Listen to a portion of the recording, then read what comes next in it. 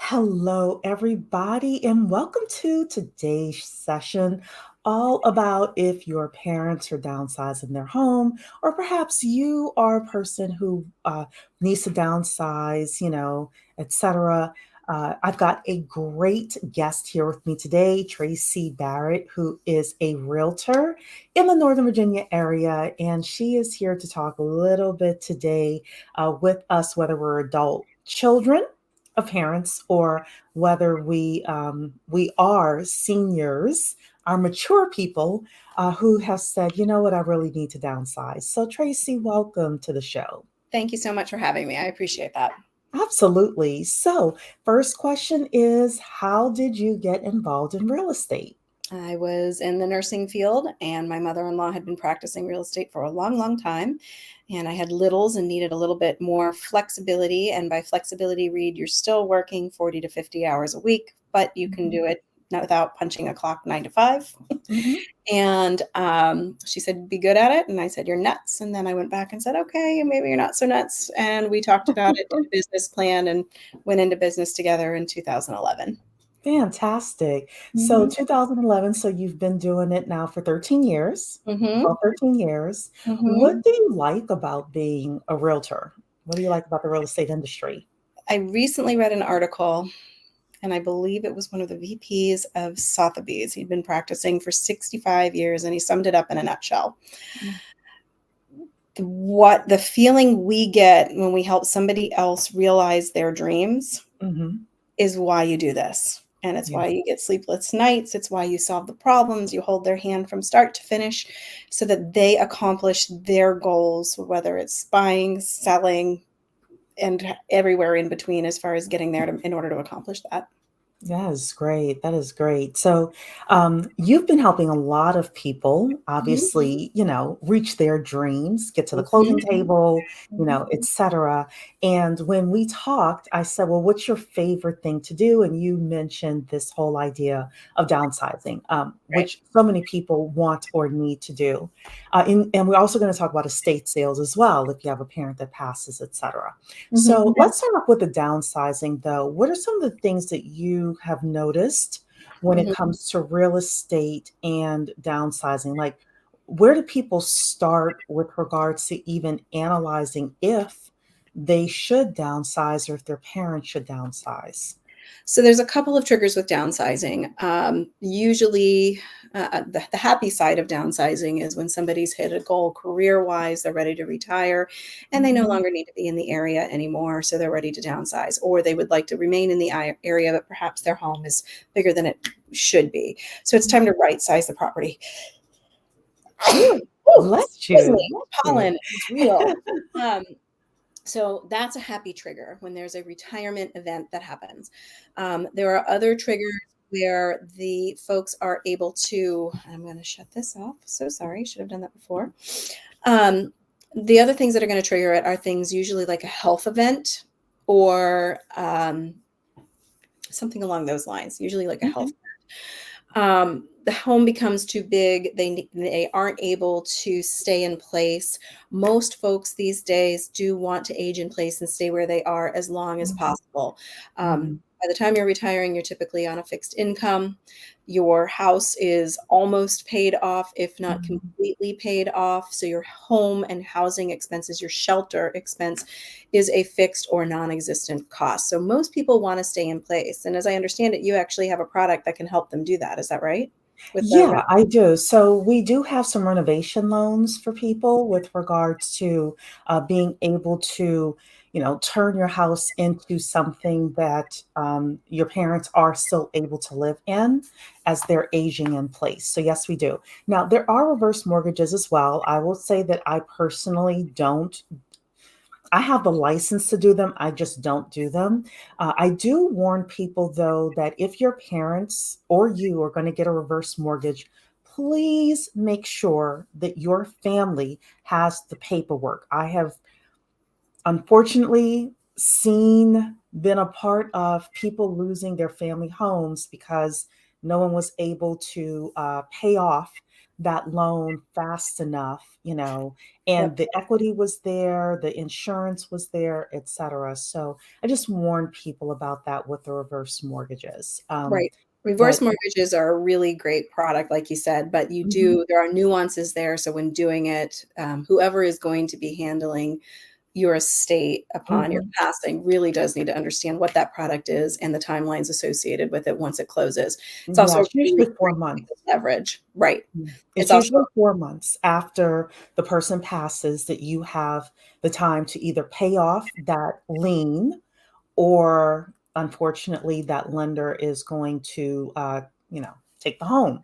So we right. just want to make sure that these homes that our families has spent so much time, blood, sweat, and tears, getting, that it remains in the family. Because a lot of people do leave equity on the table because of that. So, Correct, correct. yeah. And that's a tragedy, but it's nice to know that, again, my goal for folks are let them stay where they are most comfortable as Mhm, long as possible, and sometimes it's a matter of renovating showers so that there's zero barrier mhm, entries, installing a lift to get you up the stairs to your bedroom when you're in a multi-level home, removing carpets or putting in LVP so that there's, no barriers, no transitions, no tripping hazards. So there's lots of things folks can do to stay in their home. yeah. So that's usually consultation number one. And when that's ultimately their goal, that's when we get them in touch with professionals so that they can stay exactly where they are and not have to sell their property. When it is obvious and the writing is on the wall for folks to downsize or right size, you can have exactly the same amount of square footage, but perhaps go to one level living. I mean, there's more than Mhm, one way to do it. So downsize, right size. Then that's when we start talking about what's going on. Typically, seniors have been in their homes for years. I'm not quite 50 yet, and I've been in my house 20, and I will be done with my mortgage in approximately 7 years. So, at a fairly young age, I'll be in a position to be completely paid off, which is a mhm, substantial amount of equity that is tied up in the real estate. Now, compound that to when you're 70, 80 years old, and there's that much more appreciation to be gained by it. So what mhm, we do is I typically will talk with the folks, and I'm generally, if it's not just word of mouth through their friends, I'm usually brought to the table through their financial planner or their CPA. They've mhm, talked with their professionals who they know, like, and trust. They're managing the portfolios. I'm going to use the moving to independent living or an assisted living scenario. Typically, independent living is where most people wind up going to a downsized scenario on. So what they end up doing is they talk about how they're going to leverage what other assets they have to get to the next place. So they've had this discussion. There's a money discussion there. I come in and talk to them about the home, get a tour, see where it is. I bring data with me. We look at the spectrum of condition in the neighborhood from the very worst to the very best. And then we kind of say, all right, in this condition, you're going to fall here on the spectrum. If you were in this condition over here, you might be able to get this much more. And then we start to look at whether or not it makes sense to do any of the improvements to the property that would have a return on the investment that makes enough sense to do it, not just to make it look pretty, but, if you put $20,000 into a property to put in new flooring and paint and maybe update a couple bathroom vanities, if you're getting an extra $60,000 out of your investment for $20,000, then that makes sense. What yes. doesn't make sense is if it's in disrepair and you don't have the liquidity to do anything. And yes, there's solutions which we can talk about with do it up front and then get paid at closing. But Mhm, generally speaking, we're going to make sense. We're going to see if it makes sense financially, but we're also going to make sense or talk about whether or not you even have the bandwidth or energy to do it. We are going to talk about timing. Do you need the equity in your home to get to where you're going? Because that typically means that we're going to be going on the market while you're living in the home. mhm, Or are you in a fortunate enough position that we can get you over to your new home and then we can spruce up your house, maximize the return on any investments you put into it, and then realize your return, your equity, your proceeds, and then that's where you can replenish the other buckets. So mhm, that's why when downsizing, it's really important that you're talking with, and in my case, I'm an associate broker. So you're talking with a real estate agent, a broker that truly understands what's on the table as far as timing, leverage, money, all of that, and is willing Yeah. to work with your other professionals, your CPAs, your financial planners, in order to come up with a plan that makes sense and is feasible for your family. We've done everything from having a note be drawn up that to get folks into their property so that they don't lose the unit that they really, really wanted to move to. We Mhm. we've done lots of different things with folks just because it needs to be personalized to their needs. Yeah, absolutely. Mhm.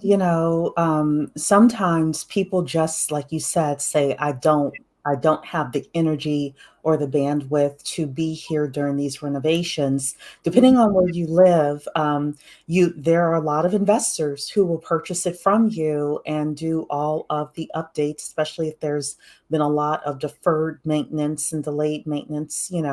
There's also renovation loans as well where homeowners can come in and get money wrapped up in their mortgage, their 30-year mortgage. They can get up to $150,000 in order to do that deferred maintenance as well. So somebody like Tracy could set up something where as you're having your open house, et cetera, she can say, hey, there's a Fannie Mae product called the Homestyle Renovation Loan, which I've done one.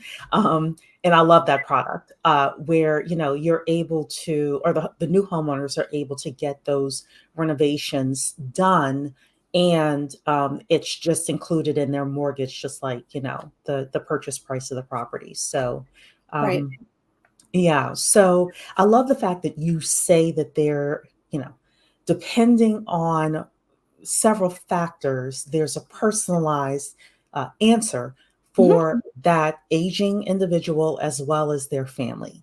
So I Right. love that. Right, Hmm. and generally speaking, I mean, I would say 70% of the properties that I'm working with when I'm helping someone through a downsizing scenario, Hmm. it is indeed the 2 owners that are working together or the single owner that is working to get it done, and they're able to do it by Hmm. themselves. If they want familial support, no one should be preventing that to happen. Yeah. It's gonna take many hands to move somebody out of their home who's been there for 30 and 40 years or Mhm. longer. Everybody, we need all hands on deck. You know, Yes. if you still have your high school yearbook and banker's box of tchotchkes from your childhood, it's time to go get those and pick those up. The really great thing, so let me back up. When I said I was in nursing, I was a clinical research nurse, and I did protocols where we worked with pharmaceutical companies and we were testing drugs. And to do that, every single patient had to jump through the same exact timelines and procedures in order to get valid results, Right. um, which is essentially the same thing of real estate. If we're going to sell a home, we are going to have to get it Hmm. ready to go to market, market it, find a buyer, go under contract, check all the boxes, and go to closing. That doesn't change for anyone's circumstances. What changes is for one person, if the house is vacant because it was an investment property and just sat there for years, they're going to have to potentially do less than the person that has to pack up and move an entire lifetime. So Absolutely. each person's needs is going to dictate the process, the professionals rather that we bring into the process to help them going. And that's really where the value comes in with a connected agent who works with all of those people that can help you pack, help you organize, work with the next place you're going. Do you have floor plans? Can we tag what's going into your new place so that we know what to put into an estate sale auction scenario to recoup some of your money? Yeah. um, it's really nuanced, and we've done it a million times, and every single time, it's a little bit different based on the person's needs. Interesting. Interesting. So, we would think that, hey, this is like step one, two, three, four, five, but really it isn't. Really, it is a personalized plan. It is. Let's move over to the estate sale. Okay. Let's say that, mom and dad have passed on. We Mhm, have this property, mhm. and I'm the adult child. What are some of the things that I need to think about? How would you work with me in order to make the estate sale happen? So there's a lot of things that go into the estate sale. We need to make sure that you're allowed to sell it. Ooh, that's a good But one. we Now gotta make sure now that how we're do you talking do to the that? decision maker. Yeah, I mean, is that through the will? Is that through probate? Is that through title? All of the above. Okay. All of the above. So typically when I go to on a estate sale scenario, both the owners have passed and now I am in front of whoever is next. Mhm. What I will do is I will ask for copies of the death certificate. I have pulled the tax record. I'm looking at the tax record. I want to verify where the parties are. Who has passed? Have you been through probate? Are you now on there? If you've been through probate, was there a will? Is there not a will? If you've been Mhm. through probate, have you received your certificate of qualification? So there's all kinds of documentation that needs to be done. And then what I do is I work very closely with a local title company, and after the listing agreement is signed, and I ask them to do a title bring down for that Mhm. property because I want to know if there's any surprises. For instance, most recent one that I did this past week, we did a title bring down, and sure enough, we found a Apple Federal Credit Union lien on the property for $78,000. It was recorded Mm. but never released. Turns out that it was a refinance that happened way back in 1998, which is sadly 26 years ago. So there's that. So long story short, we now know that we need to make that go away, which means Yes. we're going to need death certificates for the previous owners, submit that to Apple Mhm. Federal Credit Union. So we've got a little bit more work there. But once you've established who the parties are that are allowed to make decisions and sell the property, we can then start going. And again, it's similar processes. We're going to come in and say, all right, here's the value of the property, the range within the neighborhood, what the prices are that can support on the low side in current condition is one Mhm. price. If we put in new carpet, new paint, maybe do a renovation, maybe not, we'll figure it out. If you're willing to invest some money, does it make sense? Will is there enough room in it to make a little bit extra more? And I've had some people say, absolutely, let's do it. I'm doing one right now. We're doing $167,000 worth of renovations. They're blowing out the wall between the kitchen and the dining room, all permitted through the county, finishing the basement, permitted through the county. I mean, it is going to be gorgeous. That is Mhm. not something I recommend for everybody, but this Right. heir had a responsibility to their siblings and therefore felt that there was enough return on the investment because he'll probably make an extra $100,000 on the sale of the property by actually doing the work. So it made sense to him to do it. To me, it's a lot of effort. So he For him. himself will make an extra 100,000? Spending $167,000, he will make an extra $267,000 on the property. Interesting. Right, Okay. because it was that out of date and deferred maintenance Mhm. and that type of thing. So Mhm. by bringing it current, and this is where kid gloves happen. Mhm. Sometimes with the older generation, at least the way I was raised, is like, my grandfather would have the jar of bolts and the jar of nails and the jar of everything because whenever he took anything apart, he saved it for later because he was going to fix it. And we are Yes. long past that. We are in a generation of very, very, very busy professionals. They see Yes. beautiful on TV and they want beautiful right away. Yes. They are working two jobs. They typically have some kids in there, and they have Mhm. one of my favorite quotes that somebody said, there's no time, no tools, and no talent. And therefore, they are not willing to do the work themselves or have the patience to wait to contract it out over 15 years. Mhm. So these sellers, whether you're an estate or a downsizer who have equity and money, you could spend $40,000 renovating your property, and it is not unusual for you to net back again $80 to $100,000 more because you've just spoon fed HGTV to your consumer who Yes. was willing to mortgage your improvements instead of waiting and doing it themselves over the course of time. Yeah. So somebody's going to do it. You mentioned the investor loves a property where it needs to be fixed up. The investor Mhm. loves that because there's margin. And if I have the contacts to do the work and you have the money to pay for the work and the time to do it, that meaning let it happen, Yes. then realize the return. If you're not in a rush, then realize the return. If you're in a rush, then let's go. Stick a sign in the ground. Let's go on the market.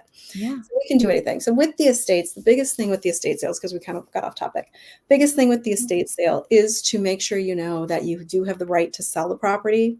We want to Mhm. do a title bring down, make sure there's no surprises, no liens, judgments on the property, anything like that. Because if there are, we need to be able to clear those up before we put the sign in the ground, or at least be in the works to get it done, because you can't convey the property if there's a problem with the title. Right.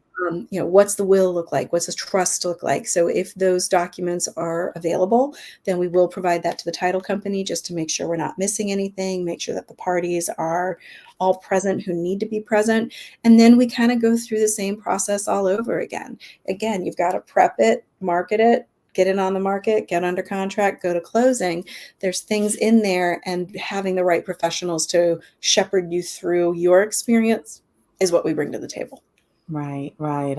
I mean, so I've obviously had family members. I shouldn't say obviously, but I have had family members that have passed on. And yeah, there's a lot that goes into closing out their estate and getting everything transferred and, getting back to quote unquote normal after that. So I definitely appreciate you talking about the process that Yeah. people go through, especially as they mourn, and the Mhm. longer the person has lived in the property and the more stuff that there is, and Mhm. even the least likely hoarder, if they've lived in the property for 50 years, there's just a lot of stuff in There's a there, lot of stuff, and it and it just kind of always takes multiplies. longer. Yeah, it It always takes longer to clear it out. So, It does, and it can be exhausting. So having professionals in your corner that can help reduce that stress load and turn it Mhm. into manageable bite-sized pieces is Mhm. what's so important. It's Yeah. so important. And again, everybody's different. Some people need to sell right away. The Mhm. house is in jeopardy of foreclosure. The house, Mhm. there is no money in the estate, but there's still a mortgage on the house. So Mhm. somebody's got to pay the mortgage. Yeah. So typically, the best way to stop the hemorrhage is to sell it. But Mhm. then again, as I said before, if you're not in a rush to and you have some emotional time and you want to get back one last time, then take your time. I mean, Yeah.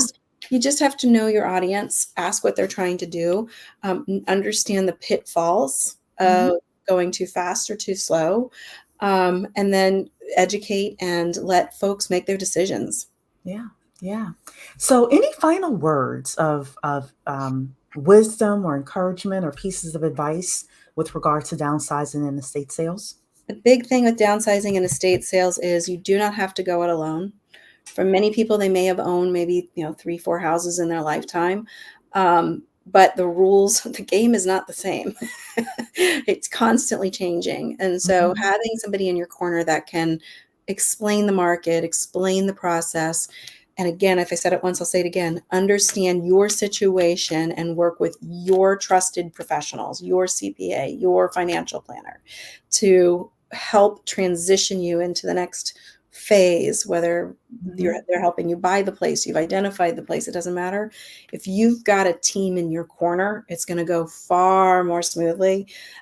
Bring them in early, Mhm. ask the questions early. I mean, I'm talking year and a half, 2 years in advance.